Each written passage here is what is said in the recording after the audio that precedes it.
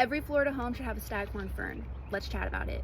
These guys are really cool, and it's a great plant to grow with. If you've ever seen a huge, massive staghorn fern that's like a big old sphere hanging up from a tree, those all started from a small plant just like this.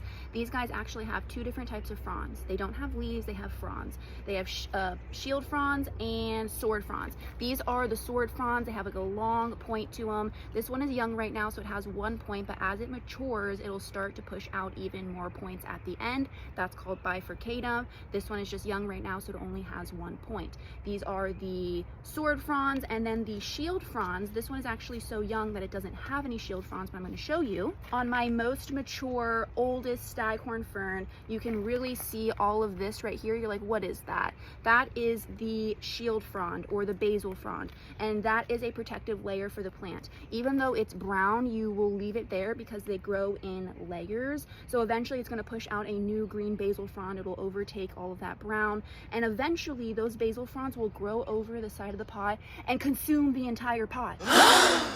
What? So I'm personally never going to repot this ever again. I'm going to let the basal fronds overtake the side of the pot, and then eventually it's going to become one of those huge hanging spheres of a staghorn.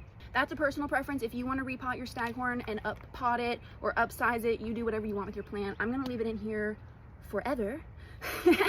These are definitely a really cool house plant to have because it's a fabulous one to grow with. Eventually this is going to be a big hanging sphere, and I'm going to be able to look back and be like, I remember when it was only a foot tall, or I remember when it was in a tiny little 4-inch pot. So this is a fabulous plant to grow with, pretty hardy. I think they're drought tolerant. You could let it fully dry and then flood it.